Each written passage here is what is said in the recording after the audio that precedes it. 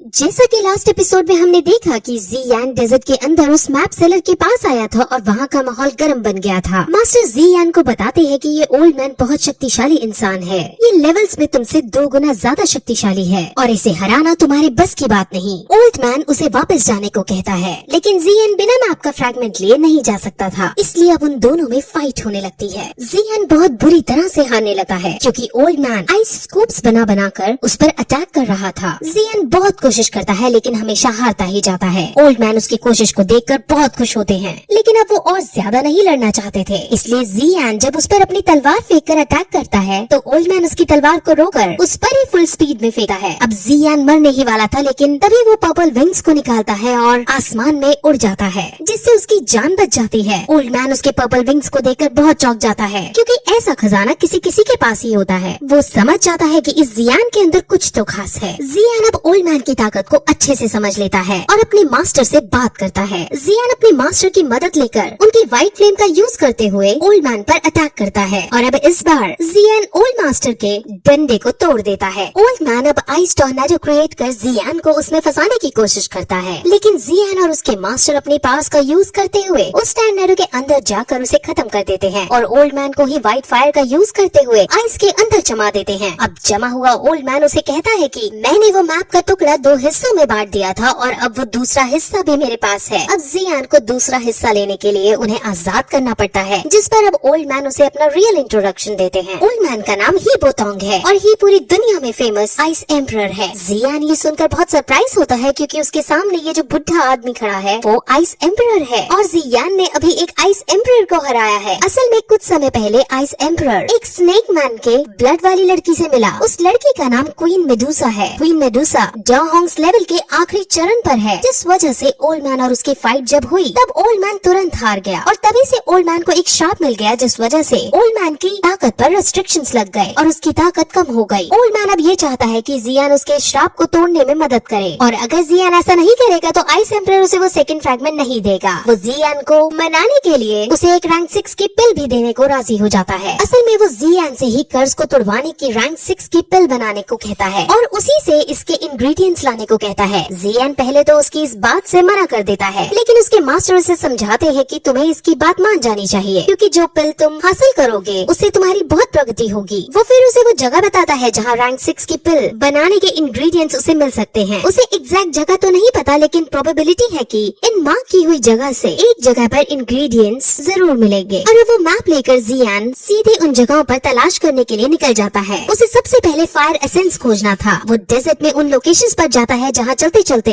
ढूंढते ढूंढते उसे 2 दिन बीत जाते हैं, लेकिन उसे वहाँ कुछ नहीं मिलता। ज़ियान थोड़ा डिमोटिवेट हो जाता है, लेकिन उसके मास्टर उसे धीरज रख अपनी प्रैक्टिस कंटिन्यू करने को कहते हैं क्योंकि इस गर्मी से भरे डेजर्ट में वो अपनी पर्पल फायर को स्ट्रॉन्ग कर सकता था। वहीं तभी एक आदमी जो किसी से डरकर भाग रहा था वो गिर जाता है। ज़ियान उसे पीने के लिए पानी देता है और जाने लगता है। वो आदमी कहता है कि हमारे ग्रुप पर सैंड मर्सिनरीज ने हमला किया है, प्लीज तुम हमें बचा लो। ज़ियान जल्दी में था इसलिए वो मना करके आगे बढ़ने लगता है, लेकिन तभी वो आदमी कहता है कि अगर तुमने हमें बचाया तो मैनली स्टील मशीनरीज तुम्हें बहुत सारा इनाम देंगे। अब ज़ियान मैनली स्टील मशीनरीज नाम सुनकर थोड़ा शॉक होता है और उससे पूछता है कि मैनली स्टील मशीनरीज के लीडर का नाम क्या है, जिस पर वो आदमी उसे अपने लीडर का नाम जी टिंग और जी ली बताता है। ये दोनों ज़ियान के बड़े और छोटे भाई थे जो यहाँ अपने अलग मशीनरीज बनाकर रहते थे। ज़ियान अब उस आदमी के साथ उसके ग्रुप के पास जाता है। वहाँ सैंड मशीनरीज के आदमी ने मैनली स्टील मशीनरीज के आदमी को पकड़ रखा था और सैंड मशीनरीज उनको मारने के लिए उन पर एक डेडली पॉइजन वाला जानवर छोड़ देती है, लेकिन तभी ज़ियान वहाँ आकर उस जानवर को मार अपने आदमियों को छुड़वा लेता है और वहाँ से अब वापस मैनली स्टील मशीनरीज में आने लगता है। वहाँ पहुँचकर वो एक शॉपकीपर को देखता है जो एक वर्कर लड़की से बदतमीजी से बात कर रहा था। उस लड़की ने शॉपकीपर का एक गोल्ड कॉइन का जार तोड़ दिया था, लेकिन ज़ियान उस शॉपकीपर को बहुत से गोल्ड कॉइन देकर लड़की को छुड़वा लेता है। उस लड़की का नाम कॉन्ग लिंग है और वो स्नेक मैन के ब्लड वाली लड़की है। स्नेक मैन के ब्लड वाले बच्चे जनरली 2 साल की उम्र से पहले मर जाते हैं, लेकिन ये भाग्यवश जिंदा रही। लेकिन आसपास के लोग इसे एक्सेप्ट नहीं कर रहे हैं और उसे डेमन के नाम से बुलाते हैं। ये बहुत सीधी लड़की है और इसी वजह से सब इसे सर्वेंट की तरह ट्रीट करते हैं। अब ज़ियान अंदर जाता है जहाँ उसके भाई जो दोनों लीडर्स है वो आकर मिलते हैं। वो अपने भाई ज़ियान को मिलकर बहुत ज्यादा खुश होते हैं क्योंकि वो ज़ियान से बहुत सालों बाद मिल रहे थे। वहाँ उनके पास कुंग लिंग भी खड़ी थी और वो तीनों ही अब उसे अपनी लाइफ को खुलकर जीने को कहते हैं क्योंकि वो भी बाकियों की तरह है। कुंग लिंग बहुत खुश होती है। ज़ियान के वो दोनों भाई उसकी एकदम से बड़ी तरक्की को को देख बहुत खुश होते हैं और बहुत सी बातें करते हैं। जियान अब उन्हें 3 ईयर कॉन्ट्रैक्ट के बारे में बताता है और कहता है कि उसके यहाँ आने का उद्देश्य फायर एसेंस को हासिल करना है और मेरे पास ये मैप जिसमें उनकी लोकेशन मार्क्ड है और अब मुझे वहाँ जाना होगा इसे ढूंढने के लिए और मैं आपसे रिक्वेस्ट करता हूँ कि आप भी मेरी इसमें मदद करें। वो दोनों भाई जियान को समझाते हैं कि उसे ना यान से लड़ने की कोई जरूरत नहीं और ना ही इतनी हार्ड ट्रेनिंग करने की जरूरत है। वो यहाँ शांति से रह सकता है लेकिन जियान नहीं मानता और तभी जियान का छोटा वाला भाई जियान पर ही हमला कर देता है और उसे पीटने लगता है। जियान अपनी स्किल्स का यूज करते हुए उससे लड़ने लगता है और अब दोनों बाहर आकर अपने अपने तरीके से एक दूसरे पर अटैक करते हैं। अब ज़ीली अपनी तलवार से उसके सर पर वार करने लगता है और उसकी तलवार उसके सर पर लगने ही वाली होती है, लेकिन तभी जियान पर्पल फ्लेम का यूज करते हुए उससे ज्यादा स्पीड में तलवार से बचकर उसके वार को रोक देता है। और अब जियान गुस्से में पूछता है कि तुमने मेरे पे अटैक क्यों किया, जिस पर आसपास के सभी लोग उस पर हंसने लगते हैं और जियान को समझ आ जाता है कि उसके भाई सिर्फ उसकी एबिलिटीज को टेस्ट कर रहे थे और अब सबको समझ आ जाता है कि जियान इतना शक्तिशाली है कि वो बड़ी से बड़ी प्रॉब्लम्स को सह सकता है। अब सभी मैनली स्टील मशीनरीज उसकी मदद करने के लिए रेडी हो जाते हैं। अब उसके दोनों भाई मैप को देखकर उसके अंदर लोकेशंस का पता लगाने की कोशिश करते हैं, लेकिन उन्हें ज्यादा कुछ समझ नहीं आता। तभी वहाँ कॉन्गलिंग आती है और उनसे कहती है कि कुछ समय पहले उसने ईस्ट साइड में अलग ही एनर्जी महसूस की थी और वो एनर्जी मेरे अंदर के ब्लड से मैच खाती थी। उस एनर्जी से वहाँ इतना भयानक एटमॉस्फेयर क्रिएट हुआ था कि सैंड मशीनरीज के आदमी भी कमजोर पड़ गए थे। वो दोनों भाई समझ जाते हैं कि अगर वो एनर्जी इसके ब्लड से मैच खाती है तो वो जरूर क्वीन मेडुसा है। वो पूछते हैं क्वीन मेडुसा किस लोकेशन पर रुकी थी, जिस पर वो मैप के अंदर एक लोकेशन मार्क करती है और वो लोकेशन वही लोकेशन थी जो आइस एम्परर ने मार्क की थी। इसलिए अब वो सारी सेना वहीं जाने का डिसाइड करती है। वहीं अब सैंड मशीनरीज के आदमी अपने बॉस को जियान के बारे में बताते हैं कि कैसे उसने उनकी मदद की और इसलिए अब उनका बॉस मैनली स्टील मशीनरीज पर खुद अटैक करने का डिसाइड करता है। वहीं मैनली स्टील मशीनरीज के साथ जियान उस लोकेशन पर जा रहा होता है जहाँ उसके आदमी उसे ये बताते हैं कि हैम्पर सैंड मशीनरीज का हमला हो सकता है। सैंड मशीनरीज बहुत ताकतवर मशीनरीज हैं जिससे हमें बचकर रहना होगा। अब वो उस लोकेशन पर पहुंच जाते हैं, लेकिन वहाँ दूर दूर तक सिर्फ बंजर जमीन थी। जियान समझ जाता है कि फायर एसेंस तक पहुंचने का रास्ता कहीं छुपा हुआ है, इसलिए अब सभी लोग उस रास्ते को ढूंढने लगते हैं। वहीं लंबे टाइम तक ढूंढने के बाद शाम को उन्हें जमीन के नीचे एक गुप्त रास्ता मिल जाता है। वहाँ वो सभी बहुत खुश होते हैं, लेकिन तभी वहाँ सैंड मशीनरीज भी आ पहुँचते हैं। सैंड मशीनरीज को देखकर ज़ीली को बहुत गुस्सा आता है और वो तुरंत अपनी तेज स्पीड का परिचय देते हुए सैंड मशीनरीज के बॉस के पास पहुंचकर उस पर अटैक करने लगता है, लेकिन सैंड मशीनरीज का बहुत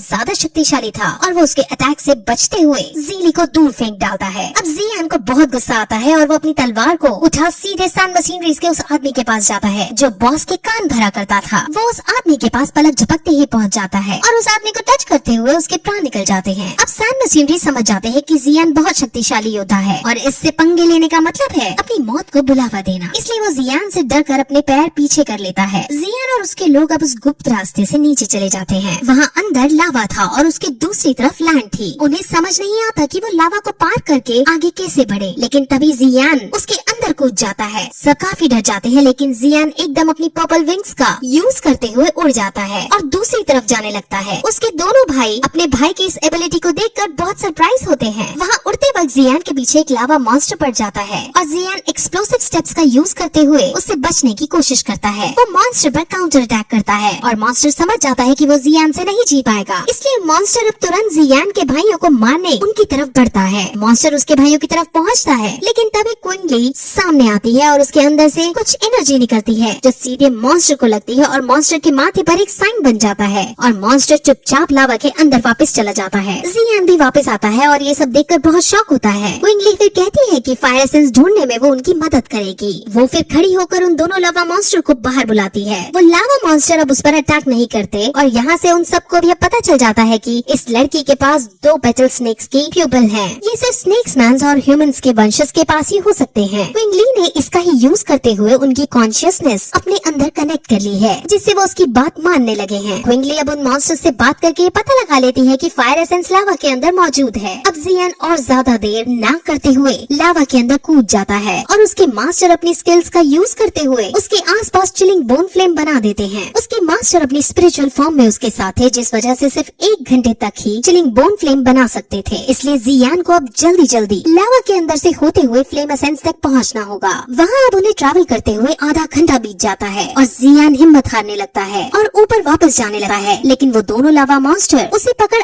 आगे धकेल देते हैं और वो सीधे ब्लू लोटस जियोसेंट्रिक फ्लेम के पास आकर गिरता है। उस ब्लू लोटस जियोसेंट्रिक फ्लेम के अंदर ही फायर एसेंस बनता है और अब वो उन्हें मिल गया था, इसलिए वो तुरंत वहाँ जाते हैं। लेकिन वहाँ सेंटर में जाने के बाद उन्हें वहाँ कुछ नहीं मिलता। जियान बहुत शॉक होता है और कुछ समझ नहीं पाता कि आखिर फायर एसेंस गया तो गया कहाँ। जियान बहुत ज्यादा टूट जाता है क्योंकि फायर एसेंस को पाने के लिए उसने अभी तक बहुत कुछ सहा था। वो बहुत जोर जोर से दुखी होकर चिल्लाने लगता है क्योंकि अब उसे ऊपर खाली हाथ वापस जाना था। लेकिन उसके मास्टर उसे प्यार से समझाते हैं कि इस दुनिया के अंदर और भी बहुत लोग हैं जो अपने गोल को हासिल करना चाहते थे, लेकिन उनमें से कुछ ही शिकार तक पहुंच पाते हैं। हमें बस हार नहीं माननी और हम जरूर शिकार तक पहुंचेंगे। अब जियान समझ जाता है और फिर से फायर एसेंस को खोजने का डिसाइड करता है। वहाँ तभी मास्टर को जमीन में धसी हुई एक चीज दिखती है जिसे वो बाहर निकालते हैं और वो चीज 7 कलर्स स्नेक फ्लेम है। वो समझ जाते हैं कि यहाँ क्वीन मेडुसा हमसे पहले आई थी और उसने ही फायर एसेंस को ले लिया है। और अब जियान समझ जाता है कि उसको अब कहाँ जाना है और अब इसी के साथ ये सीजन का यही एंड हो जाता है।